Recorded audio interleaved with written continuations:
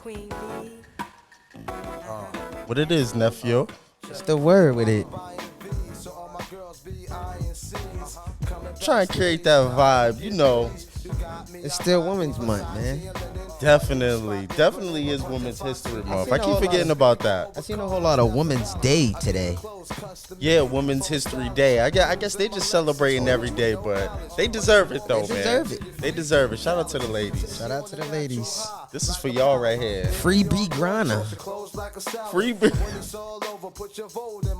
Free B Grana. Free be grinding for sure. This joint right here is for y'all, man. This is for the ladies. You know what I mean? On the hush. What up, podcasters? Let me introduce myself. I'm one half of the Goldmembers Podcast. I go by the name of Herb Reed. Of course, I'm with my bro. It's your boy, man. You already know, man. Your boy Tyson. Jody, if you know me, man. Get with me, man. You already know, bro. What it is. Shit, man. I had a wonderful weekend, man. I want to make sure everybody check us out on Facebook. You know what I mean? Make sure you check us out on Instagram, too, at Goldmembers Podcast, man. We dropping a whole lot more content every week. We got something for y'all, so make sure y'all keep tapping in on there. For sure, man. And check us out on all the top digital streaming platforms, too, man. New episodes every single Thursday of every single week. Catch up if you ain't caught up. This is season 2, episode 27. Damn. You know what I mean? Shout out to that. That sound old. Shout out to you. We getting old. We getting up there in podcast age. Podcast age is like dog years. Like, a lot of podcasts come and go. Yeah, for real. You know what I mean? So to be there for 27 episodes, man, they say you cracked the threshold after episode 8. After episode 8. Yeah, that's what they said. They said after episode 8, you keep it going after that. You show that consistency, man. There's no telling where you can go with it. Hey, man, because we always talk about it, man. This is a lot of work, man, and we've been consistent for 27 weeks. 27 weeks, and you know I'm happy what I mean? about that, man. What is it to make something consistent? What is it to make something a habit? I think it's 21 days. 21 days. Shit, we 27 weeks in. That's crazy. Yeah. I love that, though. Yeah, we 27 weeks consistent. Consistent. You know what I mean? Shout out to us for that. And shout out to all of our supporters, man. Shout out to all of our listeners. As y'all can see, we are growing. We are working. You know what I mean? We investing a lot into this whole thing to try to keep y'all entertained because we know y'all need it while y'all at work. You know what I mean? Shout out to everybody who let us know, who give us feedback and everything. But I know that this podcast helps y'all get through y'all work day. So, word. You know what I mean? And make sure y'all follow us too. Listen to us, man, on Spotify, Apple Music, all your DSPs, anywhere you can listen to us at. Make sure y'all tap in on there, man. And leave reviews, man. I like the reviews, but every time I see a review, I be mad excited because I love to. I'm gonna get feedback on there. You'll hear something from me on there for sure. Yeah. Nah, I like the reviews, and I'm the type to go at it with you in the comments. So don't think you just gonna be on the gram and you just gonna say what you want and just because I'm gonna come back at you. I got time. You know what I mean? I'm nice with my words, so try me. I'm gonna throw a shot back at you. I'm on the cool. I be trying to save my energy. It be too hot for me sometime. I be like, damn, nigga, bro, going crazy on here. Yeah. Yo, because sometimes, and you know what it is, especially like whenever we talk about like female topics or whenever we're giving our opinion on something that's like woman related, the ladies just feel like they just gotta just jump in and just be like, and just try to prove you wrong. And it's like, yo, sometimes it ain't even about being right or wrong. Sometimes it's just about an opinion. It's just an opinion. It's just a perspective. It's just perspective. It's not the truth in totality. Of course, we know that, but but we love it though. We love it. Keep it coming. Definitely love it, man. How was your weekend?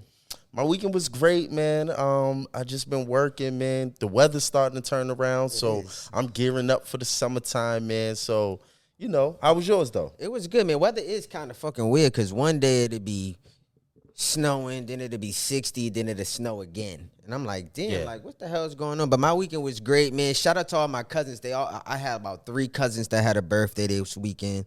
my cousin Angel, my cousin Shay, my cousin Nakomi, and my uncle Jody, man. Shout out to them. They had birthdays this weekend, so I was just celebrating. Shout out to them. Shout out to them. For sure. I celebrated for them. I went bowling again, kinda. Okay. I don't know. The baby got the bowling going. You know, he's just, you know what I mean? So I just He set off that whole bowling thing. Every time I go in there, I feel like it's supposed to rump. It's supposed to go down. It's supposed to go down. Man, we whack me say, get down. Get down. Get down with me. Get down right now. Yeah, get down. You know what I mean? So every time I hear that, man, like every time I go to a bowling alley, that's how I feel I feel like the baby's supposed to be in there, man, getting it on with old boy's sister. Nah. That's what it is, man. Happy birthday to them, to all your peoples too. I want to send a shout out too, man. This is so devastating, man. I gotta send a shout out to my homie Snizzy, aka Snotch G, man. Rodney Thickpen, man, was a good friend of mine. He passed away this past week from cancer, from colon cancer. He was young. He probably was 35, 36 years old, childhood friend that I grew up with, you know what I mean, from the point, from my neighborhood and everything. So he's a legend, man. He's a legend. He actually, and he was somebody who used to always hold me down as a young. He actually gave me my first nickname, man, the HBK, man, the Heartbreak Kid, man. Hey. The original. Hey, you should have kept that around. Kid. Yeah, I might have to bring it back just for my dog. I'm Jody. If you know me, man, can I get the HBK back? Yeah. I might have to bring that back for my dog, man. But one time for my homie Snotch G. It's just crazy, bro. You know, to be 35, you know, in or just in your mid 30s and to die from colon cancer it's a scary thing, man. Nah, man, and I do wish all us guys, because a lot of guys don't like to go to the hospital, so I do wish a lot of guys out here right now, I don't know his situation and stuff like that, but I want a lot of guys, you know, get that 6-month checkup, dog. Go get your teeth checked, go get your teeth clean, nigga. Go get your piss checked out, your blood checked out, man. It don't hurt, man. It's free. If you got healthcare, nigga, like, just do it one time. Yeah, it don't. Yo, listen, man, I just went through a traumatic experience. When my primary care doctor, when he retired, I was like, that was stressful for me. Like, I had the same primary care physician since I was a baby, pretty much, and he retired. I'm like, oh, what am I gonna do? Like, yo, can I tell you how my doctor didn't retire, but she moved up. You know what I mean? So she wasn't no more. She's like a real big time doctor. Yeah. Man, I still text Stacy all the time, man. They told me that I shouldn't be doing that. You be texting her. I text Stacy all the time, man. Let her know, man. Yo, I'm feeling this way. What should I do? Because I don't even trust the person that they signed me to now. So I got a new one. He is a black man. I had a white man before, like Dr. Gustafson. That was my primary care doctor before. But now I got a new. He's a black dude. You know, I met him probably like a year or two ago. But I've been seeing them more often now and stuff, so we're starting to get familiar with each other. But it's like starting all over again. Yo, it's really, bro, I'm trying to tell you, I went to go and visit mine, right? I don't even want to tell you ethnicity because I just felt like they just didn't give a fuck about me. And I felt it in there like, damn, like, did you write my birthday down right? Yeah.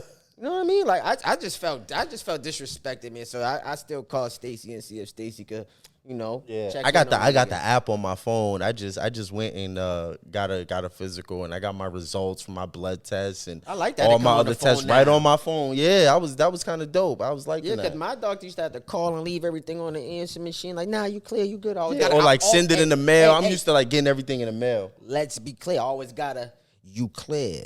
Yeah, exactly.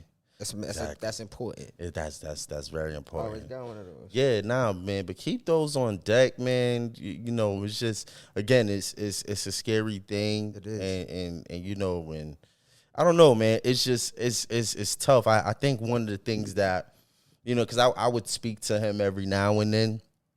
And, you know, he's someone that was involved in the streets and stuff like that. But lately, he's been trying to do things to kind of turn his life around and just make a legit way of living and stuff. He was talking about going into stand-up comedy, and he was doing this rap thing and all of that. He was thinking about acting and starting a nonprofit, you know, for young gang members. And, you know what I mean? Like, dudes, you know, who are, like, turning their lives around, they're so full of ideas and stuff like that. And, you know, and he's, like, the second person that I know that was in the streets who was turning their life around, who kind of lost their life untimely like that, like in the middle of their whole transition. So, I think that's the worst part about it. Yeah, especially when you're trying to make a more of a positive impact and, show people that you did change, show people that you could change. And he got children and, he's making a way for their children now because, throughout the early stages of their child's life, they're usually in jail.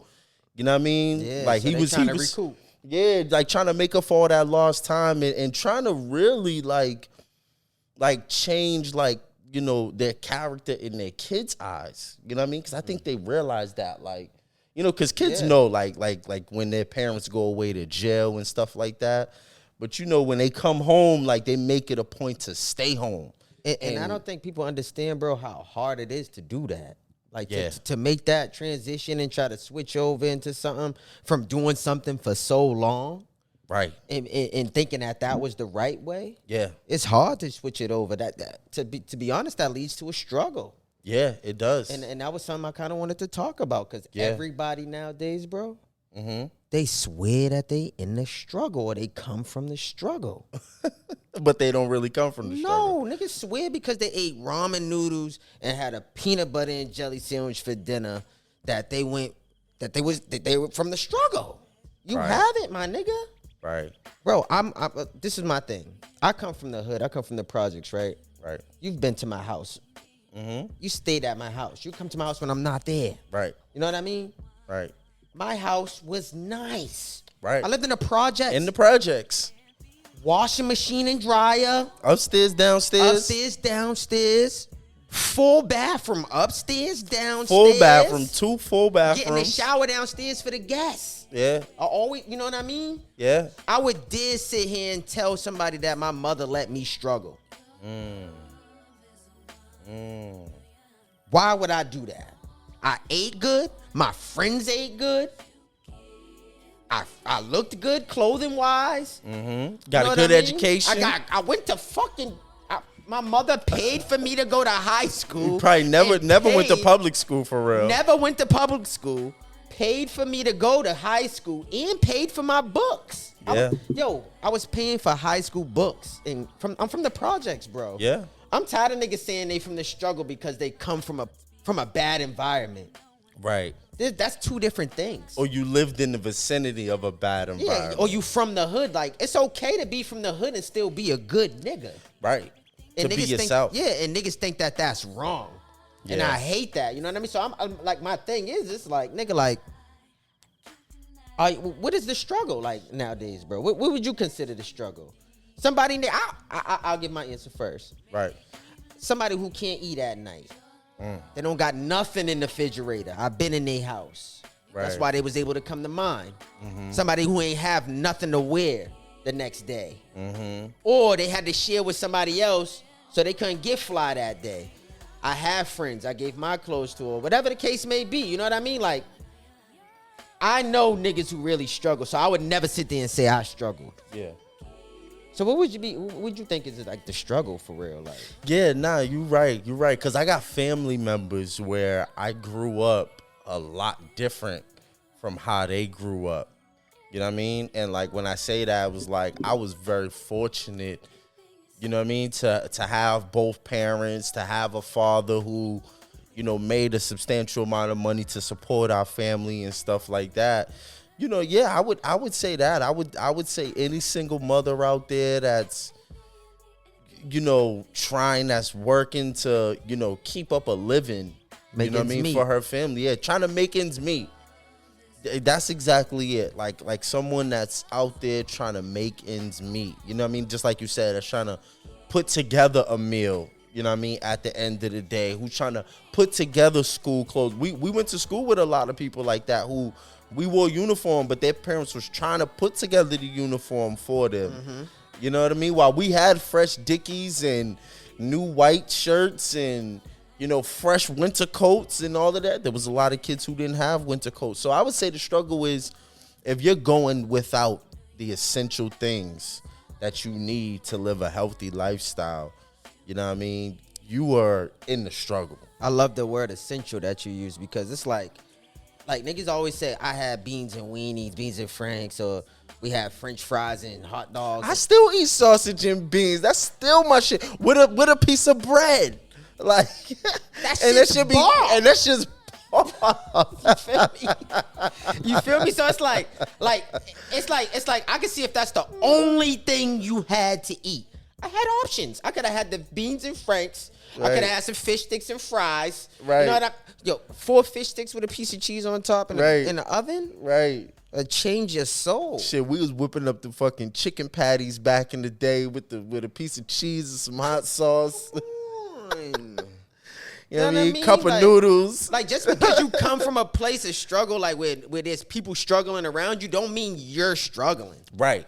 You know what I mean? That don't mean that you're struggling. Like, that mean, nigga, like, change your environment. I mean, somebody else around you is doing something to show you that there's more. Yeah. Add to that. Yeah. Do something, to keep yourself from going. You already see both sides of the fence. My mom showed me this. My friend showed me that. Right. There's 2 sides to the fence. So I know where I want to go. Right. You know what I mean? Like, I've been in I've been in some of my friends' houses, and when you cut the fucking kitchen light on. Yeah. Yeah. Yeah. It's roaches everywhere. It's roaches scattering. And spiders. Spiders. And mice. Mice. Yeah. I'm talking about, like, you ever seen, what's that fucking movie? Bugs Life? Not Bugs Life. What's the nigga who had the Joe's Apartment? Joe's Apartment. Nasty shit like that, bro. Yeah. You know what I mean? Like, it just, like, I stay away from TV shows. Like, I stay away from certain TV shows that be trying to show the struggle, because it's usually a white person out there writing about the struggle and what they think the struggle is, or going off of social media. And so I don't like to watch, Respect Life was by a bunch of black dudes from the hood, but I don't like to watch that type of shit. I try to stay away from shit that's going to make me think about where I'm from in a bad way. Yeah. You know what I mean? Because that's what's going to keep you in the struggle.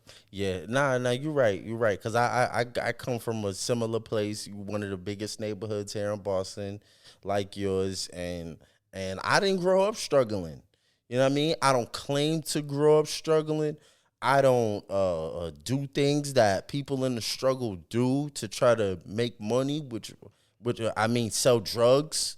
You know what I mean? Like, that was one of the main reasons why I never felt like I had to hustle or I really had to trap. You know what I mean? It was because, like you said, I saw a different way. You know what I mean? Yeah. Like, my parents told me, like, you better not get caught stealing. Like, you better come ask, you know what I mean, for whatever it is you want. You know what I mean? You don't need to sell drugs or, you know what I mean, rob people or anything. If you want something, we'll show you how to make the money so that you can buy it. Mm-hmm. You know what I'm saying? And so it was like I would never step outside, even as a young kid, because I think it's easy to say that now as an adult. As a 30-plus-year-old man, it's easy to say, well, I stay in my lane. But as a young kid, when you're so impressionable, you're 8, 9, 10 years old, and you're seeing these different things, it is easy to go that way. But I think, I don't know, it was just something in me. I guess I would just hear subconsciously, I would hear my parents' voices in the back of my head saying, yo, you don't need to do that. You don't have to do that. And I never felt ashamed. You know what I mean? Like, I never felt less than. Like we always been the cool niggas. Like, regardless, it's around street niggas, around drug dealers, around hustlers, niggas that trap. We always been the cool niggas, like going to school, playing basketball, fucking with the girls and shit. Like the street niggas always wanted to hang around us because we always had the females around us. Or we had something good going on that they not used to. Right. You know what I mean? Right. Them niggas was trying to come up to the colleges and try to party with us. You know how many niggas I had signed up to go to RCC because they came to my school? And visited me up there for a weekend. Niggas was at RCC, Bunker Hill, talking about I'm coming to your school next year. Niggas might have got locked up or whatever after that, but, it was the thought that it was the experience that they got. It was the feeling that they got. You know what I mean? And for them, too, like, say if one of them niggas robbed somebody for a rollie, right, I'll buy it half price. See? So it work out both ways, man. Like, I don't know, man. I know what you mean. There's a lot of people out there, and you know what we call it in politics. We call it poverty pimps, and that's what I just put on my social media about a week ago. Yo, and I want to talk about shoe pimps. You remember we took that training? It was talking about shoe pimps out here. I do remember. Go ahead. Nah. I'm just piggybacking off of what you were saying. There's a lot of people out there that's representing the struggle that's not really from the struggle. And then you got the other side of it where they're not just perpetuating that, but they're benefiting financially from that. Especially musically. There's a lot of dudes living, especially a lot of our rappers, they're not in the hood. They don't live nowhere near the hood. Yeah, they stop through the hood for that motivation. Yeah, but shit, musically, economically, shit, when it comes to family, you know what I mean? Mm-hmm. All that type of shit. Like, there's a lot of that going on, and we got a lot of people buying into that type of shit, you know what I mean, around this whole, poverty. You know what I mean? Like, people always say that ignorance is bliss. No, ignorance is poverty, my nigga. Yeah. You know what I'm saying? And, like, shit, I never been with that type of shit. I never been with that. I never been with the vanity slave type shit. Niggas out here buying shit that they don't fucking need just to look good in front of other people. I've never been a vanity slave, bro. I've never, I ain't even gonna get into that. We'll get into that another. That's a whole nother topic. Yeah. I don't want to get into being a vanity slave, man. But yeah, man. Stop saying you from the struggle and you not from the fucking struggle. Yeah, we're gonna start putting you niggas out. I brought up. I'm gonna start calling niggas bums. You niggas are bums. Hold up, cause I brought up old girl. Amaretta from Atlanta, who got that song. You know what I mean? Let them bump. A lot of these niggas out here acting like they really from it and they not from the town. That's how it be, dog. You niggas is not really from the town like that, but y'all acting like y'all really from the struggle. We're gonna start putting you niggas on blast. And niggas are mad dirty, too. You dig? Mad fucking dirty. So you niggas better holler at whoever you need to holler at, man, and get your motherfucking G-Pass right. Because it's going to be a motherfucking hot summer, man. Sure and we going to be outside like a motherfucker. We always outside. You know what I'm saying? So get y'all shit right. Because standing next to the real niggas, standing next to niggas like us, you going to stand out like a sore thumb, my nigga, because they could tell the real from the fake. And we're going to have a good time this summer, man. I promise you. We got a lot of shit planned, man. So make sure y'all definitely check us out on Facebook. Make sure y'all check us out on Instagram at Goldmembers Podcast. And make sure y'all stream us on all streaming platforms. Spotify, you can watch our videos on there. And Apple, you can listen to us. And soon you'll be able to definitely watch us on there. For sure. What's the word, bro, man? Yo, did you see all these festivals that's opening back up out here? I did. You sent me a couple, I sent you a couple, man. They look pretty interesting. What you thinking about? I seen you tell me, man, we need to get down there, have some fun. Yeah, yo, a couple of those look lit. I think Wiz Khalifa was headlining one of them, and then you sent me the Rolling Loud joint down in Miami too, right? Nah, yeah. It was Dreamville. The Dreamville Festival. Yeah. Okay. So the Dreamville Festival is April 2nd and April 3rd. It's in North Carolina, so I only brought that to you because my mother lived down there now. Oh, right.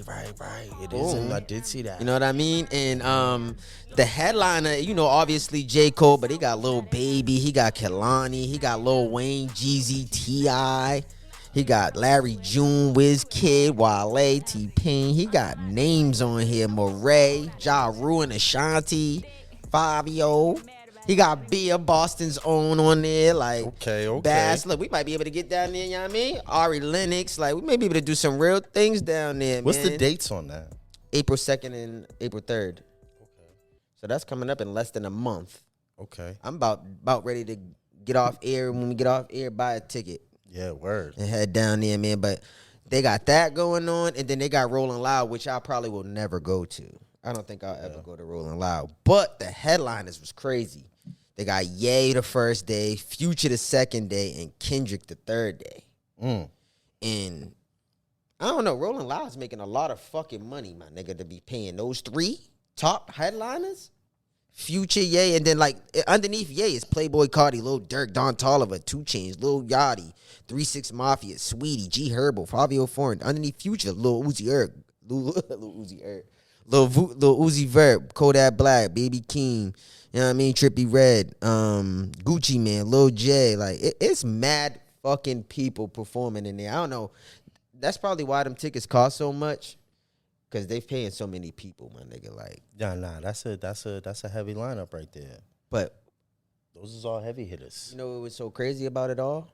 What's You that? don't need to have no mask, no vaccine requirement, no test requirement, no nothing that has to do with COVID to go to any of these things anymore. And they announced months ago that Coachella isn't testing for shit when they come. I was just in a dispensary and I walked in there, didn't realize that I didn't even have a mask on. And I'm standing, it was packed in there too. And I'm standing in line and I realized I didn't have a mask on. Then I looked up, nobody else had a mask on. Not the people working there, not the people that was in line. I was like, oh shit. I was in Stop and Shop with a mask on last night. Niggas was looking at me like we was in Atlanta. Man, we was in Atlanta mid-pandemic with the mask on. Niggas was looking at us crazy. That's how they was looking at me at Stop and Shop last night. I'm like, nigga, I'm not going to rob y'all. Mm-hmm. Like, I don't want nothing y'all got. Because I be wearing a black mask, so they think I'm on some type of Ninja Warrior type shit, man. But that shit's crazy, man, that shit just all of a sudden is just over. Hey, it's gonna be a good summer. I'm looking forward to it because I'm going all the way up this summer. I'm acting up. You hear your boy Joe Biden? What? Oh, he trying to get people back in the Get back office. to work. No, he said, this is his exact words. Fill our downtowns back up. My man said, fill our downtowns back up. He need people in them offices. He need people paying rent in them buildings down there. No more remote work. Unless you a smart business, you'll stay remote. Other than that, they need people to be paying leases and, you know, using up that office space. Using office space, using the commuter rail, using the train services. They need people back outside generating money for the Commonwealth. Not for the Commonwealth, for the economy. And I just really do feel like that's all Joe really give a fuck about right now. And that's why all of a sudden the COVID switch has been cut off. Yeah, big time. Yeah, I did see that where he's talking about, you know, trying to get people back in the office and all of that. I mean, you know what? But honestly, man, I was thinking about that because I kind of do see things unfolding and kind of going back to normal and all of that. Mm-hmm. And even with that, because when I saw that, I was like, you should be like well on your way, like transitioning out of work, you know what I mean, working for people and working in that whole setting where you're sitting behind the desk and all of that. Like that whole thing is just like, it just seems obsolete. It doesn't seem like sustainable. It doesn't. I don't think they're gonna get too many young people to kind of go back to that type of work environment. Yeah, nah, I don't feel like they are neither. And I feel like it's your fault if you haven't been working on anything to get out of that. Because that's what it was setting you up for residual income and living on your own salary and creating your own lifestyle. That's what it was setting you up for, putting you in position and pressuring you to find a business to work or somebody to work for that you trust and that's going to pay you enough that you want to be paid. You know, this is what it pushed you to do. And if you didn't figure out that in these 2 years, you're probably going to be in trouble for the rest of your life because I don't feel like people are going to be able to live in the next 5 years if you don't have a business on the side of your job or just a business in general. Yeah, or just like, some type of business, some type of venture, some type of entrepreneurial type, you know what I mean? Like some type of second income other than you exchanging time for money. Yeah, because that's just not it. Like, that's just not it right now. Like, I don't even, again, I don't see too many people really going back to that style of work environment. You know what I mean? Like, I know I'm not. Like, you know what I'm saying? And I'm still taking new positions and different things like that. But it's just, there's just certain things, like the way I dress. Like, this is a work outfit for me. Like, you know what I mean? I'm going into the office like this with my kicks on. You know what I'm saying? Especially when you've grown accustomed to being at home and you know that your job can be done from home. Yeah, like why am I coming in here at 8 a.m, man? Yeah, don't even offer me the position if it's not like work remote, if I don't have that option to work from home. Like, don't even offer me I don't even want it. Somebody offered me some type of work from home shit not too long ago, but it was like voiceover. Remember I was talking to you about voiceover shit? Oh, yeah. Somebody asked me to do voiceovers from home. I probably ain't end up doing it. Yeah, shit. I mean, there's a million ways. I think if we learned anything from this pandemic, There's a million ways to make money, man. You just gotta go out there and get it, man. Hold on. One last thing about Biden, since you said there's a million ways to get it. What you think about him hiring that police chief officer for the PPP loans? Oh, you know what? I didn't see that, but they are coming for their bread. For the PPP? Yeah, for the PPP, for the PUA. You think over the PUA? For the PUA, yeah, all of that. PPP I mean, for sure. my stuff just got cleared, because some of the money, well, pretty much all the money that I got, they wanted me to pay it back. I just had to verify my identity with them, and then it was cleared. But yeah, they was on my head for that PUA money because I didn't get PPP money. Me neither. Because PPP money, to be clear, that was for the businesses, yeah. for the payroll. We and could all have that. got it because we've been. Yeah. Because we're business owners, but I didn't get it. I got PUA. You know what I'm saying? Yeah. So, but I did see that though. I know I didn't see what you're talking about, but I saw that they were coming for the bread. I'm though. good, man. They ain't on my ass, man. They trying to get. Look, I gotta pay taxes. I don't get paid for tax. I gotta pay them. Right. So they done asked me for the $1,400 back for the stimulus. I said, nigga, why? Why y'all want $1,400 back from me for my stimulus that y'all gave me? I didn't ask for it. Right. They sent that shit to me. They talking about they want that back. I said, nah, listen here, man. Y'all, I'm gonna file this one right here, and y'all gonna do what y'all do with it. Well, shit, man. Go get them niggas, man. I don't fuck with scammers, man. Scammers are thieves to me. Scammers are fake pimps. Yeah, scammers are thieves to me, man. You niggas is thieving. So, yeah, go get them niggas. Because I feel like you taking money out of my pocket. Like, that's a business grant that I could have got. You know what I could do with $10,000, $20,000? You niggas is fucking that off. Like, on some, trying to get some ass or trying to get fly. Like, on a bottle and a fit. Yeah, you pay all of that shit back. I ain't gonna front, man. I told the scammer, man, if you ever get it, take care of my student loans. That's the type of shit right there. If a scammer took care of my student loans, we millionaires. We're millionaires. A scammer? If a scammer took care of my student loans, we're millionaires now because now I got credit to go ahead and do whatever the fuck I want in life. Right. You know what I mean? And I didn't know you took care of that for me, player. Right. My eyes was closed. Shit, admit. But, bro, let me ask you something. Mm-hmm. So I've been seeing this on social media. Make sure y'all check us out on all the top digital streaming platforms too, man. New episodes every single Thursday. But bro, I've been on social media. Uh-huh. And the ladies been coming at niggas that's, in that 30 plus range. Mm-hmm. Basically saying you don't got no business dating a woman in her 20s if you 30 plus years old. So let me ask you, given your age right now, given the age that you're at right now, what's the youngest age that you'll date a woman? I probably wouldn't go no lower than 25, 26.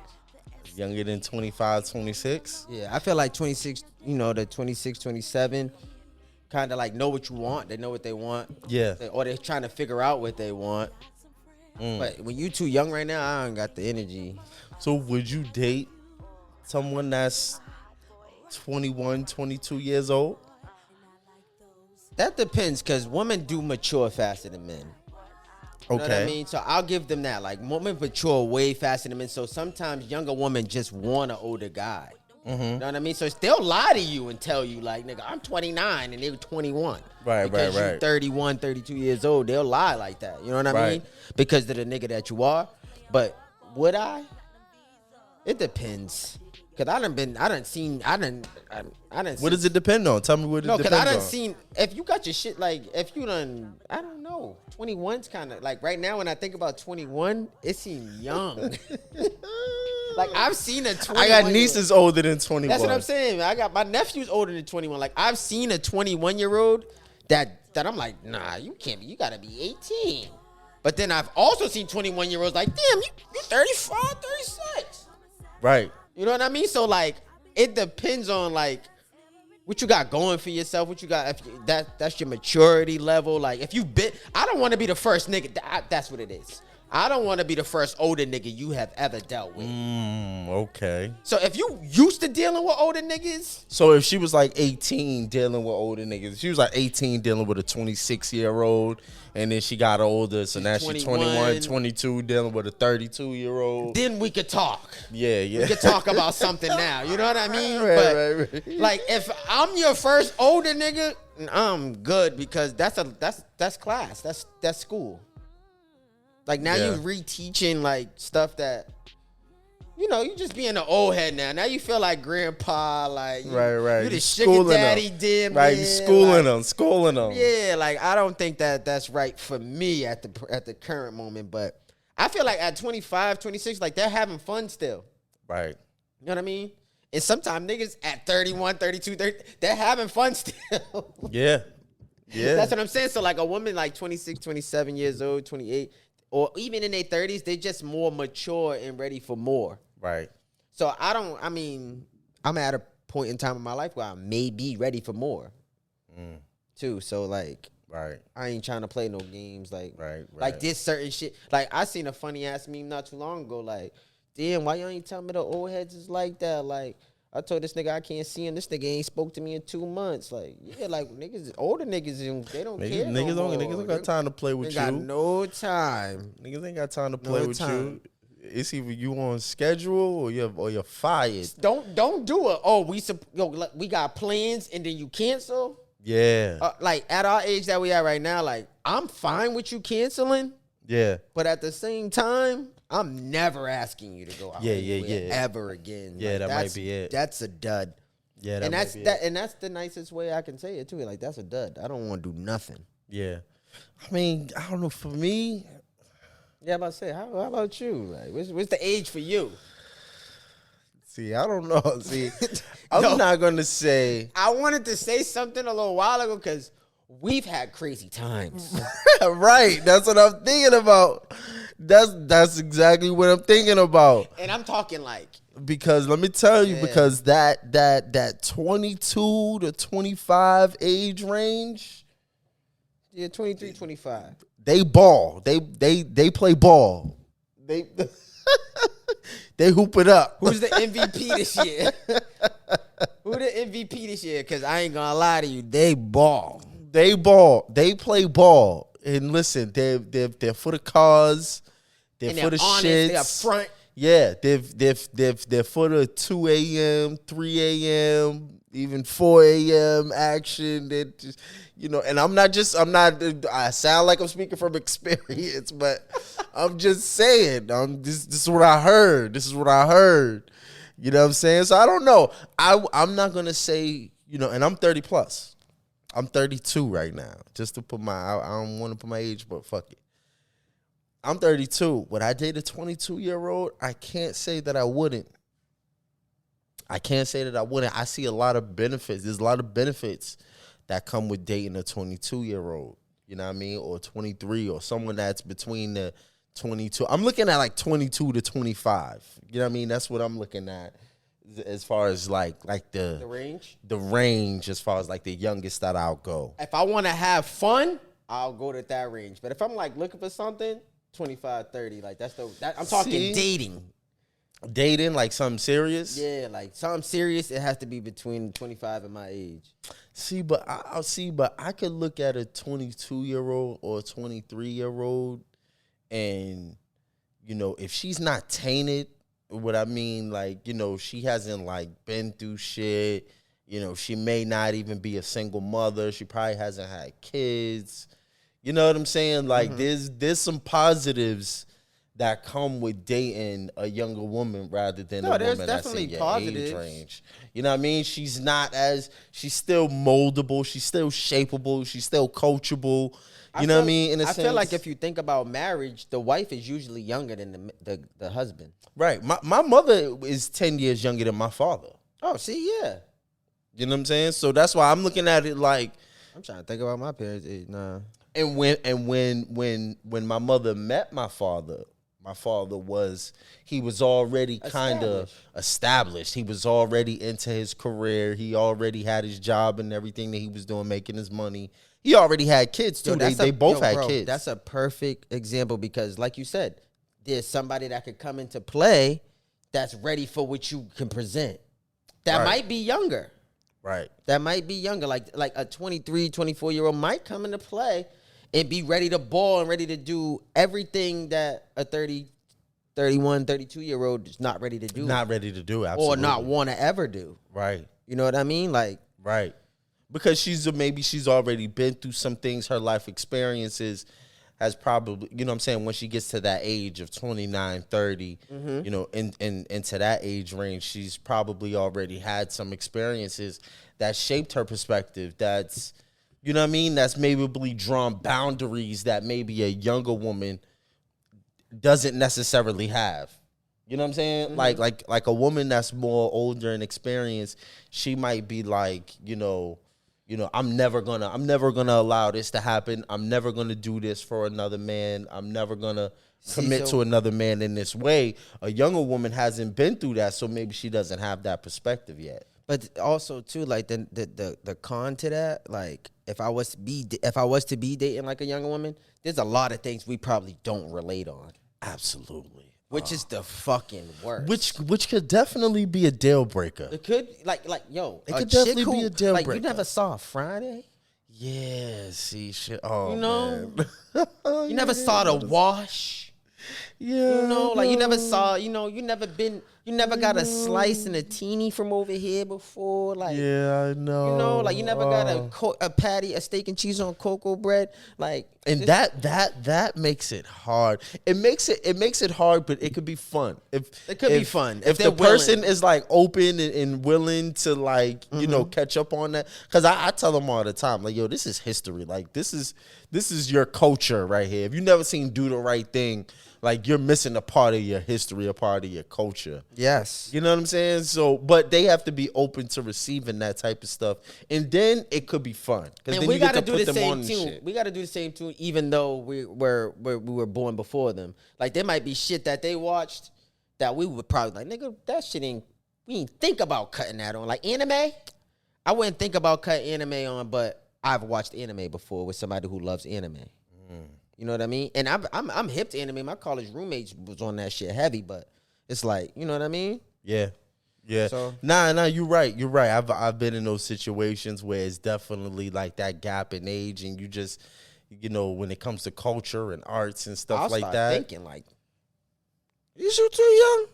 Yeah, I'd be like, whoa. You just really show your age when you're not hip to certain shit. Yeah. But even me, it's like, what's your excuse? Because I know about all the old school shit about the Temptations and the Platters and but that's the why OJs we can fit in. and the Isley Brothers, and I know about all that shit. That's why our mothers, our uncles, our cousins, our older people, they can invite us to their function. Yeah. Because we're not missing a step when we step in there. Yeah. We must step in the name of love. We're going to electric slide. We're going to do all that good shit. Because we ain't miss a beat. Like, it's about knowing your history and knowing the tradition. Like you said, like some of these young people, they just don't know. They don't care to learn the history. Yeah. Nah. But honestly, yo, for real, I'm looking for an older woman. I don't even really, I need something that's about 40, 50 years old. That's what I've been looking for. Oh, I'm looking for a cougar. You're looking for roar. I'm trying to get. Well, Mike yo, Mike Epps is a fool. You're looking for cougar. He said, young man. Nigga said, you're in my guts, young man. Hey, that's what I'm looking for, that young man. Hey, yo. I'm looking for that one. That cougar. You looking for that warm towel. Yeah, that warm one. You know. Towel, you lay down. You laying down. I'm laying down. Get the warm I get the warm towel. Not you go get it for her. She coming right. back. Well, you in, look. And she using it for me. I ain't even the one using it. Look, leftover beans and franks on the stove from her. Leftover. What you mean, rice and beans? Look. From Arroz con pollo. Hey, yo. Oh, that's where you trying to go. Arroz con pollo. Oh, that's where you trying to go for your... You know I want one of them 50. Come on, I you know, know the 40 and quiet. 50-year-old grandmothers, them Puerto Rican and Dominican grandmothers, the ones that's 40 and 50 in the grocery store with the sweatpants, with the wagon, With the culo. You know it. You know what I'm talking about. I'm trying. It's somebody's abuela. Somebody's abuela. Exactly. You trying to drop plantain off? Exactly. You trying to drop plantain off at your abuela's? That's what I want. I be right at him too, and I be throwing shots at him. I see him. I'm gonna be quiet because I ain't trying to get myself in no with your abuela. I want one of those. I want one of those. I'm trying to aim high. I'm going up. You know what I'm saying? Because those is really the ones. It really ain't about the younger women. See, y'all be and you know what? And I always tell them this. This is why niggas like us are so dangerous. Cause I'm old enough. No. How does it go? Young OG. Nah, you there. Yeah. Young. I'm old enough To deal with your mama. No, I'm young enough to date you, but I'm old enough to date your moms too. Don't get it twisted. Don't let Bob Dukes what the smoke. Don't get it twisted. Y'all be messing around, and I'm at that age where Mom Dukes is looking at me. When you walk me through the door, it's the reason why she's telling you, "Oh, I like him. You need to hold on to him," cause she looking at him like I catch that nigga in the grocery store. The grocery store. I might, you know what I mean? I catch that little young snapper walking to the bathroom at night. Yeah, catch him. Oh, you can stay tonight, Poppy. You can stay tonight. Exactly. That's what I'm on. Leftover, what I say? Arroz con pollo. Chicharron. You know what I mean? With the gravy. You dig? That's what I'm on. So it really ain't even about the younger chicks. The older chicks is where it's at. The older women, let me say that. We got to clarify that too, bro, because that was the question you asked. You asked what was the youngest you would date. Yeah. Not what you're dating now, what you like or nothing like that. What's the youngest you would date? I would date a 22-year-old. Okay. I would date a 22. I think she got to be a cool quarter for me. She gotta be a cool quarter for you. I would date a quarter. I would date a 22-year-old. She would just have to be like really on her shit, really mature. If you've been on Earth for a cool quarter, you've been through some shit. You know what I mean? Yeah. See, but it's all right for me. It's all right if you ain't been through nothing because I can show you the way. See, that's I think that's one of the positives. You know what I mean? Is to be able to assist someone like that so that they don't hit all the pitfalls. You know what I mean? Because whether me and you last or not, you're going to be a better person after dealing with me regardless. You're going to have learned some stuff. You're going to progress in your life. You're definitely not going to be the same person, you know, from when you met me. You're going to be a better version of yourself. So, yeah, I think that's a positive. That's a little positive that can come. I can help you, you know what I mean, escape some of the pitfalls that a lot of people our age hit. You know what I'm saying? Mine 40 though. I'm 40. Listen, that's my goal. I'm looking for something That's nice not a 40. goal of mine though. You know why? It's a goal. Because you get yourself a 40-year-old, where you going? I don't want to go nowhere. Okay. I ain't going nowhere. Okay. I ain't going nowhere. Okay. She got arroz con pollo. I'm not going nowhere. These young chicks ain't doing that. Like, ask a young chick to cook for you nowadays.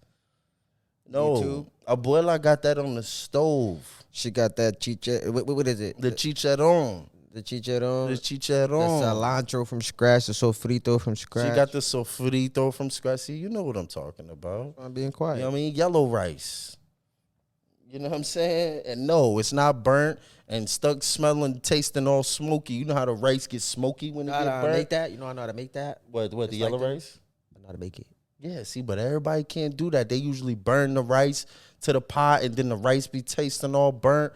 Abuela's rice ain't burnt. Like, she been doing this. Ain't never been burnt. You know what I mean? I'm gonna fuck around gain 20 pounds fucking with Abuela. And I might get taller. Get you stronger back, nigga. Nigga, back be strong, nigga. You know what I'm saying? That's what I need, man. But yo, let us know what y'all think. You know, are we bugging? You know, am I bugging for dating a 22? Nah, ladies too. I want to know, ladies, what's the age? Because ladies, hold on. So let's talk, because they not dating no younger niggas. I think they are. You think so? They'll let the young boy block a thought. So so you think like a 29, 30, 31-year-old woman is dating a 22-year-old dude? Nah, I feel like you gotta at least be 35 plus to be wanting a younger nigga. So the woman has to be 35 plus to want like a 27-year-old or like a 22-year-old? A 27-year-old. If you 30 like plus, 20. you probably, like, a young nigga would be a 21, 22-year-old to you. If you 30 plus. Right. If you 30, Right. a young nigga would be probably 21, 22 years old. Right. And it's like, nigga, like, you know what I mean? Yeah, cause young chicks. But I don't think they'll go and look for that, because it's like, you're Yeah, going they're not- backwards exactly. to niggas that you dealt with, nigga, when you was growing up. They don't want that. Right. Like, it's different for a guy, for real, because they're not even, they don't even know what they're experiencing, nigga, during that time. Right. You know what I mean? So it's a little different from for guys and girls. Right. That wouldn't even be fun for an older chick to be dating a young nigga like that. No, like, if you be 30, wasting but your if time. you 50, Yeah, if and you dating 50, or you you can 40, come holler at me. or you 40, and you know somebody that just entered that 30 realm, Yeah. ring your bell. Yeah. Yeah, I'm that guy. I'm him. I'm him.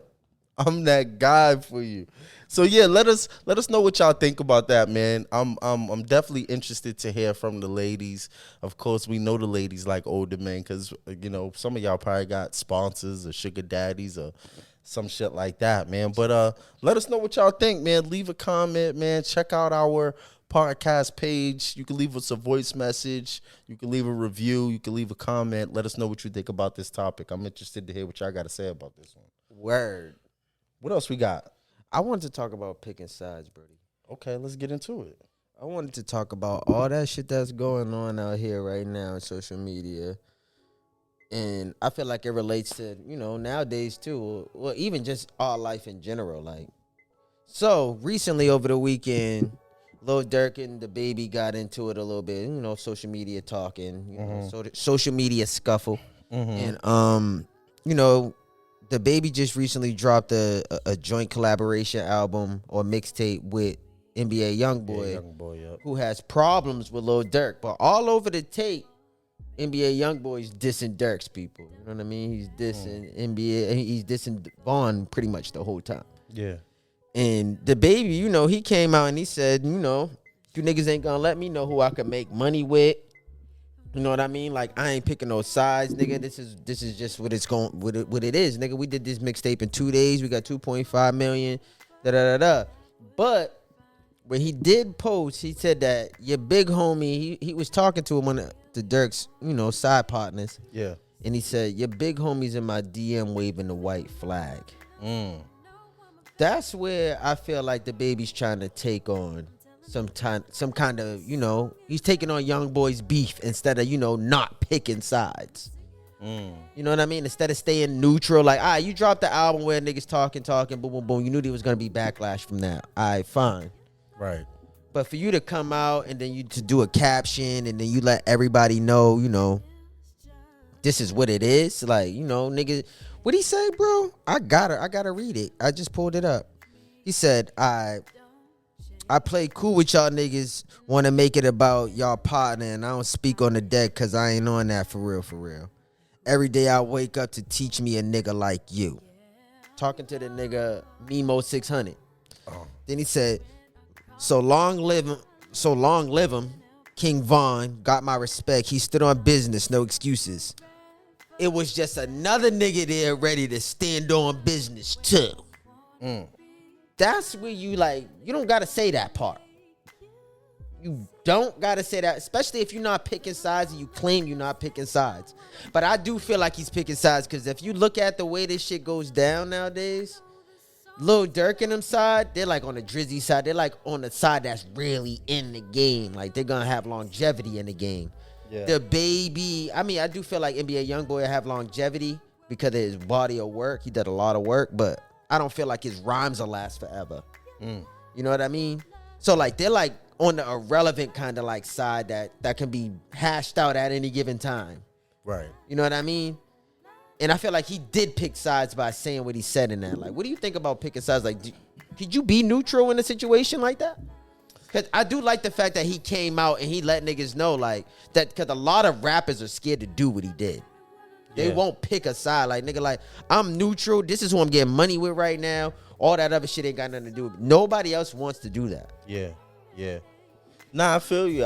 And I've been seeing, since this whole thing with, like, King Von and Quando Rondo, since this whole thing popped off, I've been seeing a lot of people talking about picking sides. You know what I mean? 21 Savage was someone who had this very conversation talking about picking sides, and he picked a side. I think the baby's handling the situation pretty good. I think he's making that statement, you know what I mean? But he's also kind of letting it be known, like, nigga, I'm doing this by choice, not by force. You know what I'm saying? Like, you niggas ain't gonna force me to pick a side, you know what I mean? Or to not associate myself, or even more, get money with somebody just because you got an issue with that person. You know what I mean? And especially when he don't have no allegiance to Dirk and them. He's not from Chicago. He's from a whole nother part of the country, a whole nother region. So I see it, you know what I mean? I see him like standing on his square, really. You know what I mean? And then, of course, the nigga ain't no chump. I don't know when niggas is going to realize that. I don't know how many times he got to prove himself, how many niggas he got to beat up on camera, how many niggas he got to do this, that, and the third to for niggas to understand that niggas not no chump. Yeah, but him trying to prove himself too much could lead to something bad. Like, I feel like he proven himself way too many times. Like, you done proved it. Like, you got to smack. You done beat a couple of niggas up in the mall. You got to beat up in the bowling alley. Like, let's just cool it, bro. But for real, why would Dirk and them even want someone to, or even expect someone to pick a side that's not? I don't think they expected him to pick a side. I think it's just the fact that he came out and said your man's waving the white flag in my DM.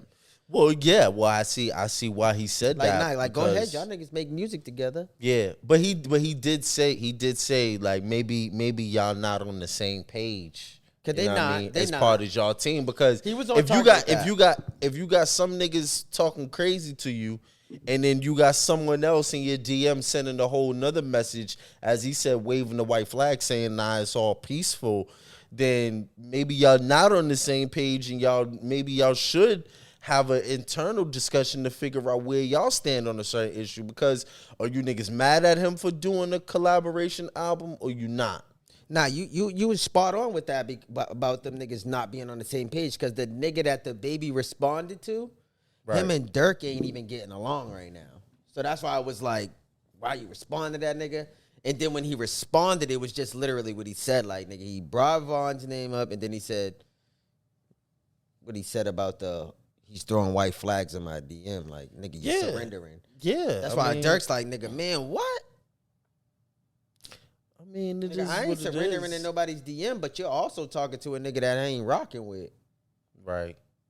I mean, I think just picking sides in general is just corny. You know what I mean? Like, and I'm glad you said that. Whether it's like, even if the niggas are from your side, like, I think that's corny. You know what I mean? Like, picking sides, especially if you don't got no real stake in the game, or even let me say this, or even like looking at people to like pick sides. Like, oh, my nigga, like, you wanna, you know what I'm saying? Especially if it's not like your family and someone's going directly against the grain, then it's like, I would never really expect no one to pick a side.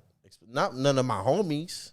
Yeah, no, especially not. And I feel like we've been through that in life in general. Yeah, in real life. That's what I'm thinking about. I'm trying not to go too much into detail, but we've been through this situation in real life. That's how the conversation even sprung up. You feel me? Like, we've been through this to a point where me and you ain't never picked no type of side.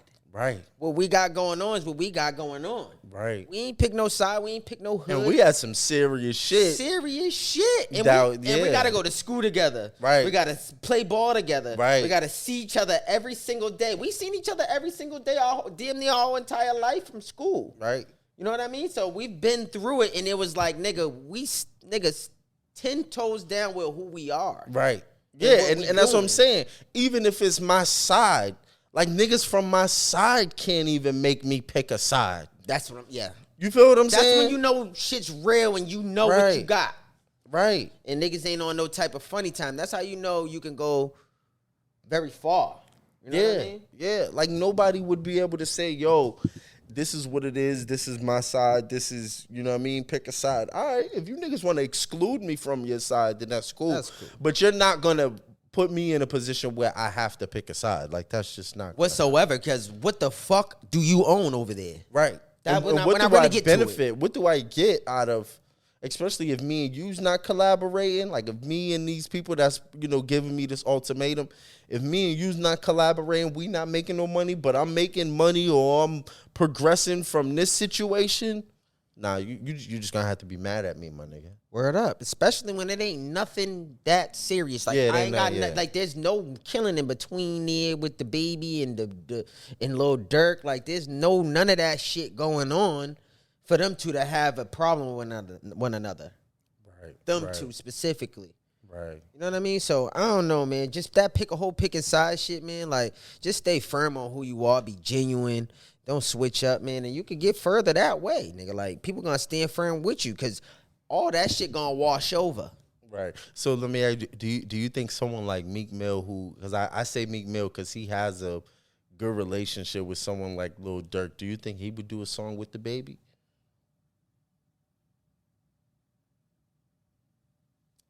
If I don't know what type of, because I'm trying to think about what type of answer should I give you. Like, 'cause I don't think Meek would do a song with the baby. Period.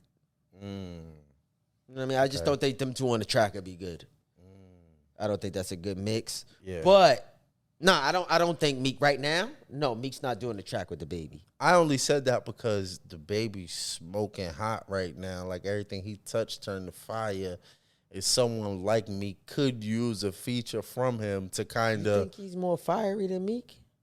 I mean, the baby? Yeah. right now. I mean, he kind of cooled down a little bit. I think he was at a point in time, but right now I kind of feel like he cooled down with all Yeah, that I mean, but speculation. if he cooled down, then Meek is fucking ice fucking He cold. is ice cold. You know what I mean? So yeah, I He's think doing new he's shit. definitely bigger than Meek right now. I mean, the baby's up there, top 3, top 5 right now with as far as male hip hop artists, I would say. So yeah, I mean, there's I think there's very few people that could actually afford to turn down a feature from the baby.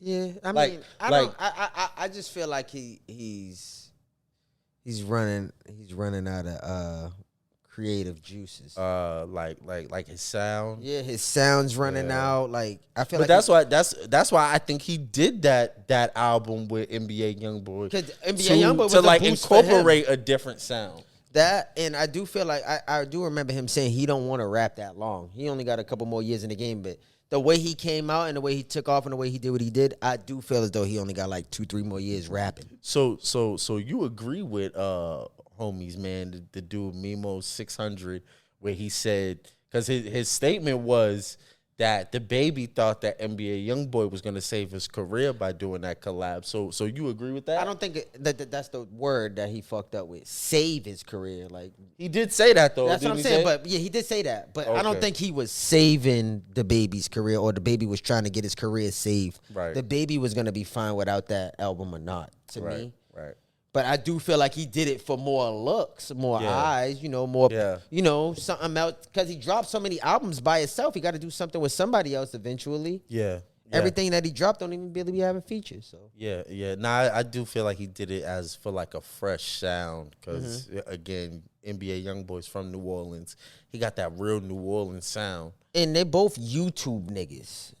That's what Yeah, I like good videos. They do great on YouTube. Like they'll drop songs on YouTube that'll never come out on DSPs. Yeah, You know what I Yeah. mean? Like they'll never come out on DSPs, but yeah, it'll be on YouTube because they're great YouTube artists. Like they make a lot of money on their tube. So yeah. I don't know, man. I think that's one of the things that made them collaborate more so. And I do think those songs was done a long time ago. They just got the clearance to drop them now. Yeah, I don't think that was like, oh, let's make this shit right quick. You know what I mean? That shit might have been done before Vaughn got killed. What this shit with him and NBA YoungBoy? Yeah, like I seen them working on shit a long time ago. And Well, I just actually saw he just did an interview on Hot 97, which was a really good interview, and he was talking about how they just recently did that. Oh, okay. And basically how he went and rented a house out there wherever. I think NBA YoungBoy's in like Wisconsin or Utah or some shit. And he said he went out there, he rented a house like a mile, like an hour away from where NBA YoungBoy was at, and that's how they was recording the songs. And their camera crews were just traveling back and forth between their houses and shooting the videos and stuff like that. Yeah, because I already know that he can't have felons around him or anybody with type of yeah, he can't even really have visitors from what the baby was saying. Mm-hmm. He was saying like you got to be on his list, his visitors list, and all that type of stuff. So, or working. Yeah. Interested, man. Interested. But I only see drama coming out of this. So, hopefully nothing negative and no beef, no real beef actually stirs up from this whole thing. But we'll continue to follow the story, see where it goes. Nah, definitely. I do think somebody gonna get stunk, but yeah, I hope not. Tell them where to get us on social media, bro. Man, make sure y'all check us out, man. Instagram, man, at Goldmembers Podcast on Instagram. Also on Facebook, man. We got a lot of content on there, man. We adding everybody all the time in our Facebook group, man. And make sure you follow me and bro on Instagram. Herb at .read. Yeah, on Instagram at Herb and Twitter, right? It's the same. Yup, Herb Reed on Twitter. Both on, you know what I mean? And me, man, on Twitter and Instagram at Goldmembers only. That at Goldmembers. Yeah, you know it. I think we got time for one more topic. I wanted to get into your man Dave Chappelle. Yo, you know what's so crazy? What's your man? I don't even really rock with Dave Chappelle. No, I only like I like his comedy shit. I like his shit. I like Half Baked. I love Half Baked. You know what I mean? But there's definitely something about him that gives me hick vibes. Oh, see, okay. So it's funny that you actually say that. He gives me like a hick vibe, like he comes from the suburbs and he's a smart ass black nigga from the suburbs with a lot to say. So Dave Chappelle is actually from Ohio. He's from Yellow Springs Village in Ohio. Apparently, it's a town of about 3,000 people. About 3,500 people live in the whole town, and I guess this is where he lived and he grew up. But a story recently came out about this affordable housing development that's going up in his hometown of Yellow Springs, Ohio. And Dave Chappelle pulls up to the fucking to the city council hearing. They're having a city council hearing where the developers are proposing this affordable housing building in this small city in Ohio. Dave Chappelle comes to the city council hearing, which is a public hearing that's open to the community. He steps up to the microphone to give his testimony, and he basically says, if y'all approve this development for affordable housing, then I'm going to take away all my investment from this city. And apparently he has over $65 million invested into Yellow Springs, Ohio, the small town of 3,000 people. And he says, I'm going to take my entire $65 million investment off of the table. And so I wanted to play the clip because it stirred up this whole thing around, Dave Chappelle. And lately Dave Chappelle has been in the public eye for like all negative stuff, from the stuff with Netflix and the LGBTQ community. But then this whole thing came around, and basically like the way it looks is like he's trying to put a stop to affordable housing in the city. And so I want to play the clip. So bro, what do you think about that? When you first hear that Dave Chappelle, is putting a stop to this affordable housing building, what's the first thing that comes to your mind? I start to think about some of the shit he's receiving backlash for, and all the black people that's trying to, fight for his rights to speak on what he speak on. You know what I mean? And it's a lot of black people that be sticking their neck out there, but there's a lot of black people that need affordable housing. And I'm sure it's a lot of black people that's affected by him not wanting to do this affordable housing thing in his own hometown as a black man. And Didn't you say that he told them that he'll take his money off the table right now and walked out? Yeah, so I wanna play the clip because I actually have the clip queued up. It's a short clip, but yeah, that was it. So he showed up to the hearing, and basically, and he wasn't bullshitting. And wait till you hear And it just seems so Trumpish, like so whitish, and I just see him hanging with, like, I just feel like he's using his people right now from whatever the case may be, whether it's for Netflix not to cancel him, to hang with Kanye, like all of that shit starting to tie in and have something to do for me. Like I feel like all that shit starting to play effect in something. Yeah. Well, check out the clip. Here's the clip right here because I want you to be able to hear it for yourself. Because he wasn't bullshitting. But here we go.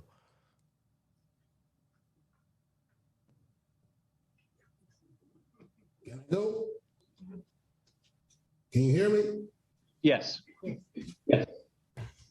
Hi, I'm Dave Chappelle. I just want to say, and Marianne, I could talk to you about this privately. I don't know why the village council would be afraid of litigation from a $24 million a year company while they X out a $65 million a year company. I cannot believe you would make me audition for you. You look like clowns. I am not bluffing. I will take it all off the table. That's all. Thank you. Okay. All right. So, But did you see the people like happy too though, like clapping? But another thing I took from that, motherfuckers are like taking them as a joke. Yeah. They're like laughing and shit. Like, I'm Dave Chappelle. Like, then they're like laughing. Then when he walked away, they are clapping. Like, they're happy. They don't want affordable housing for no. So, what y'all want? More poverty? Y'all want more poor people, or do y'all want more functioning well people that can eventually get it together, or birth somebody that's gonna get it together for the family? Like, Right. you know what I mean? That's what I get from it. It's like he don't see the potential in people who are in need of those type of, you know, affordable housing situations, like grants, whatever the case may be. Like, I don't understand where he's trying to take his money off the table for. He's still gonna make a pretty dollar. If Right. you don't like that, like, go and invest in another joint that's not affordable housing. Right. Do it both. I know you got enough money, nigga. Split your money in half. Why you want to take it all off the table? Right. I think and I think part of his 65 million that's this investment that he's talking about into the city, and as you can see is Village of Yellow Springs. So I guess he has $65 million that he's supposedly going to invest in the city, and I think he's supposed to be building a new comedy club, and then I think maybe like a concert venue, or he's something like that. But he's definitely doing a comedy club and then another large development in the city. So when he's talking about that 65 million, he's basically saying to them, he's like, are you all afraid of being sued by some people that are developing a $24 million project, and I got $65 million tied up, almost 3 times the amount of what these people are? So he's like, you better shut them down or you're going to lose my investment that's 3 times the size of this one. Yeah. You know what I'm saying? So he's really like playing the money card with it. Yeah, he's putting pressure on them. He's putting pressure on them. And then, like, the people in there looking like, is he fucking serious or not? But he walked away. Like, the way he clutched his fucking Scully when he walked away, I knew he was serious. That sounded like that. He looked like a fucking black man that lost his wallet. He said, I'm not bluffing. Yeah. He said, I'll take it all off the table. And I feel like he had to say, I'm not bluffing, because people was laughing. They could hear it. Like, he could hear people laughing. And then they clapped like it was the end of his fucking show or something. Like, nigga, like, what? So let me read this to give you a little bit of context on the city that it's actually in. And I want to kind of dig into this a little bit because I think it's used as a good like learning tool, because this is something that's happening in every major city across the country where new development is coming into these urban cities, into these, you know, local communities. And we're faced with, different challenges like this where you are just a community member going up against $1 million real estate development. A lot of times you do got elected officials or other people that's in power that's pushing them buttons to either silence your voice or to remove the community from the process. And so I think that this is a good way to kind of dig into this because, again, this is happening everywhere. It's happening right here where we're from. And Roxbury, Dorchester, it's been going on, but it's happening even faster now. So let me read this to kind of give you a little bit of background on Yellow Springs, Ohio. It says, in 2017, the village with a population of 3,697 commissioned a 400-page housing needs assessment that concluded that many housing choices in the village were not affordable, which left local employers and the community itself at a competitive disadvantage. Surveyor respondents overwhelmingly said housing in Yellow Springs was a problem because it was too expensive. Yellow Springs was a hard place for seniors to downsize and stay in the community, and its school had space for more students. So this sounds like a place where like the housing is too expensive, the employers can't get people to fill the jobs because people can't afford to live in the city. And then on top of that, the schools have space for more students because no families are living there and sending their kids to the schools. So in other words, there's no way to help. Like nobody can live there. Right. Unless because you got a lot of money. Is he trying to like create a certain kind of community there? I don't know. I mean, well, his investments wasn't dealing with housing. Okay. It was dealing with like a concert venue and a comedy club. Okay. So his $65 million wasn't even geared towards housing. Oh, okay. You know what I mean? That changes some stuff. There's just this development that's coming into the city or that's trying to come into the city, and they're trying to put housing, affordable housing. And from what I understand, it was going to be it was going to be some of the apartments, but they were also going to do townhouses that were affordable as well. So is affordable housing market rent? No, that's a good question. That's what I'm saying. Because like market rent could be affordable in some places. Well, yes, but Like that differentiates depending on what city, what community. Yeah. You know what I mean? Because prices in Mattapan differ a lot from prices in the South End, yet they're in the same city. Yeah. You feel me? For sure, yeah. So affordable, and then see, I'm glad we're talking about this because they haven't. One of the big issues in the city of Boston when it comes to housing has been defining affordability. What does affordability mean? Because Right? our fucking Right, because just like you said, affordability in Fenway is a lot different from affordability in Dorchester. nigga, affordability in Houston And Houston is is a lot different than affordability here. You know what I'm saying? Most definitely. Like affordability, like what they consider to be affordability here is luxury in Houston. But that's also when we just got to get smarter and recognize that a mortgage is less than rent. Right. Absolutely. A mortgage is less than rent. I'd rather pay Absolutely. a mortgage on something than rent. Absolutely. And I just think that that's built in our head that, you know what I mean? Like, this really wouldn't even be a problem for some of these folks out there if we was thinking that way. Right. You know what I mean? So, like, I kind of see where Chappelle's coming from because he's trying to bring more of a balance to the economy in terms of bringing in money from, the concert venues and, Right. That's going to bring a lot more money in than somebody paying rent. But I'm not sure if it's going to bring in a lot more over time. Right. You know what I mean? Like, over 20 years, people paying rent every month is more than somebody paying, say, if you had a Las Vegas fucking... What's that? The show they be doing out there?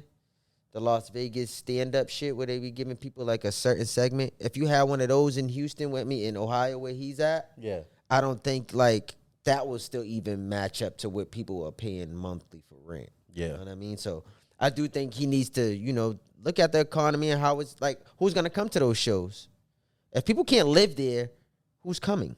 Right. If people can't work there, who's coming? If people can't go to school there, who's coming to these events that you're trying to potentially bring about in the future? That's a good point.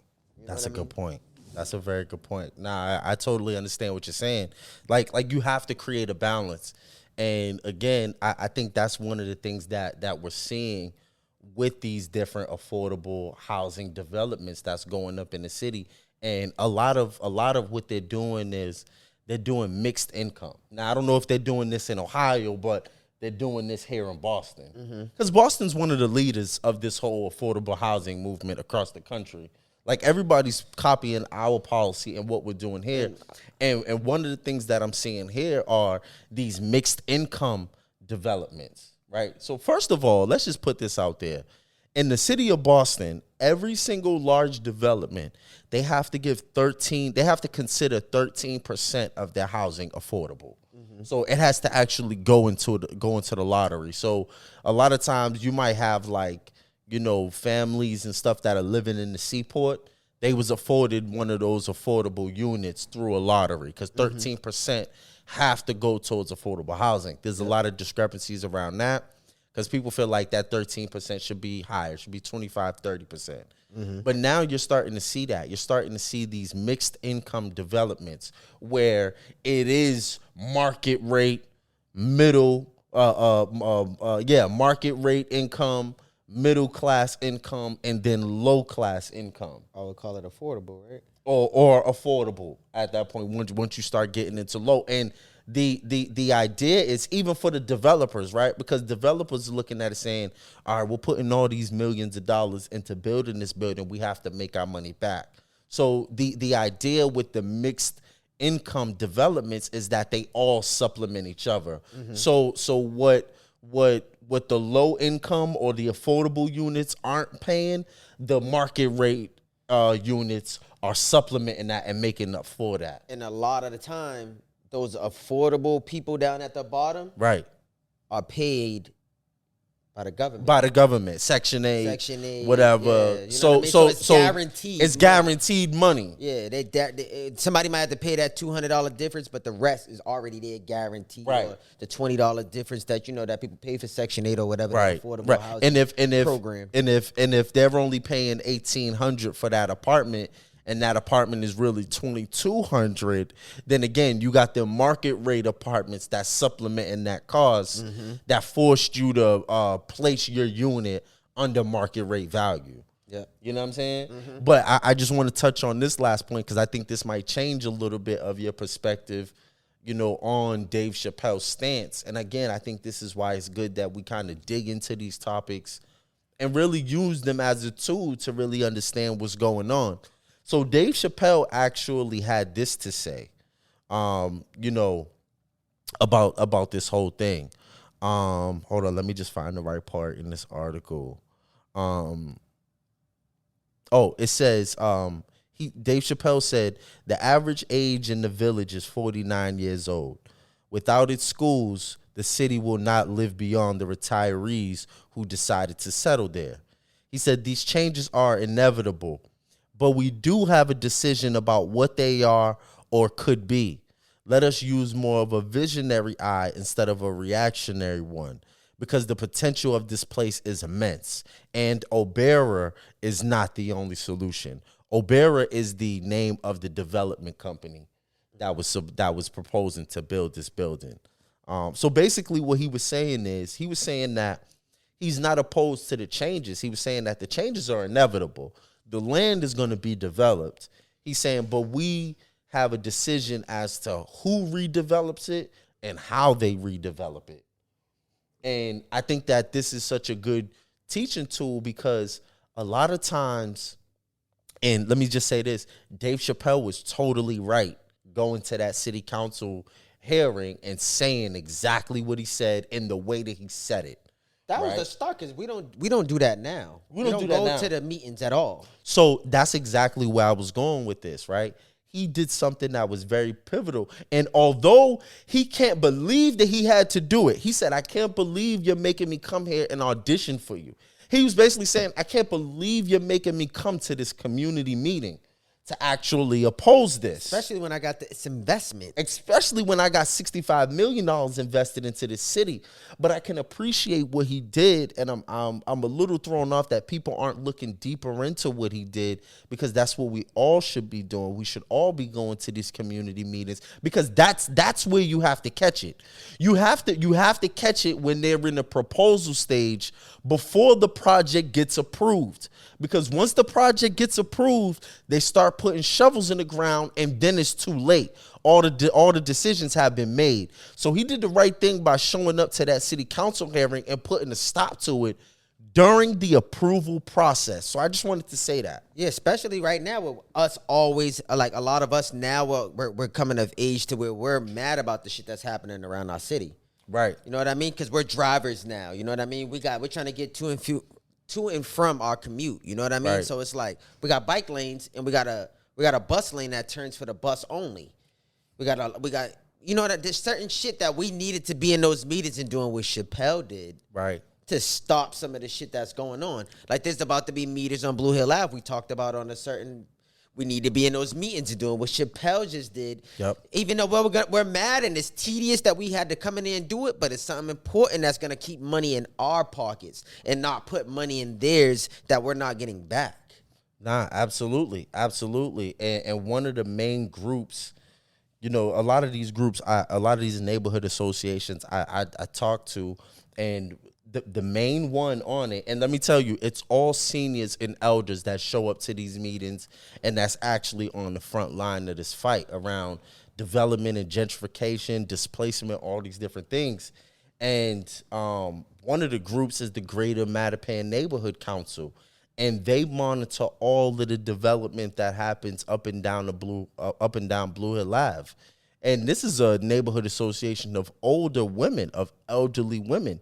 They don't get paid to do this or nothing, but they're being so outpaced because they don't have enough resources to keep track of all the development that's happening up and down Blue Hill Ave, up and through Roxbury and Dorchester.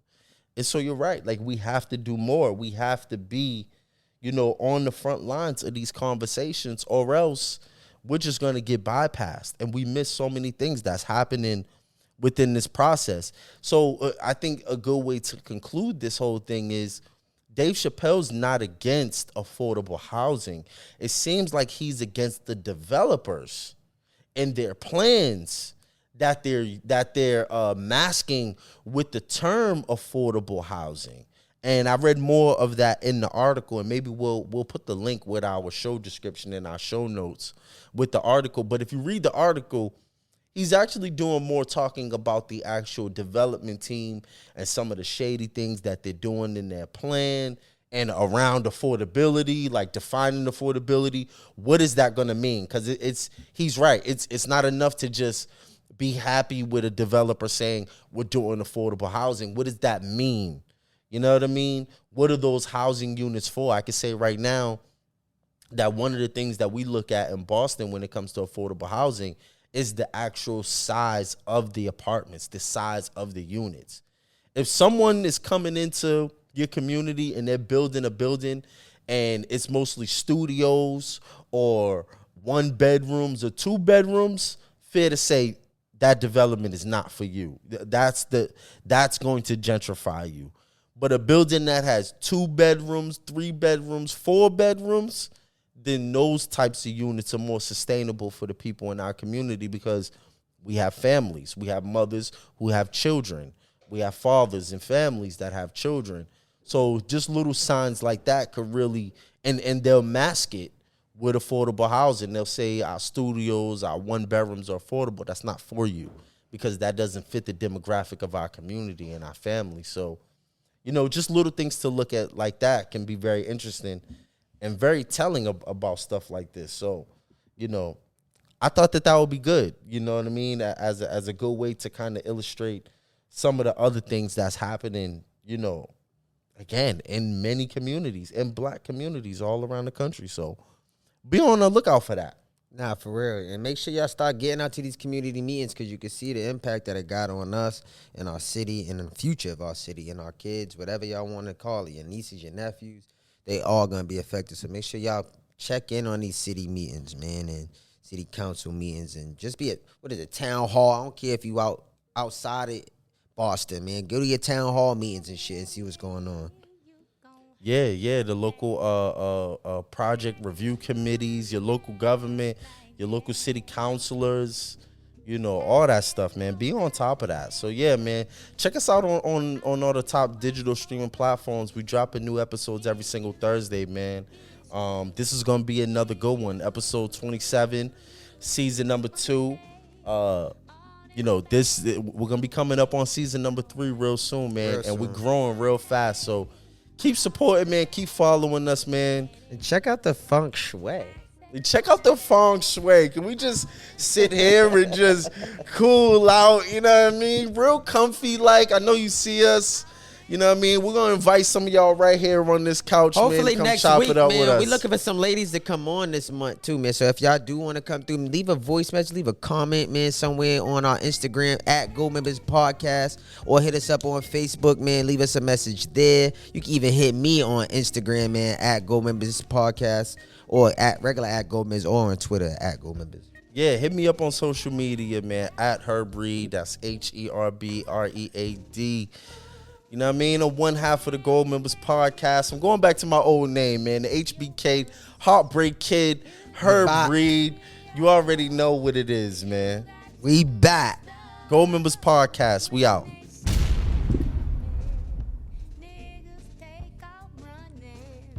From you, it's true. Oh yes, they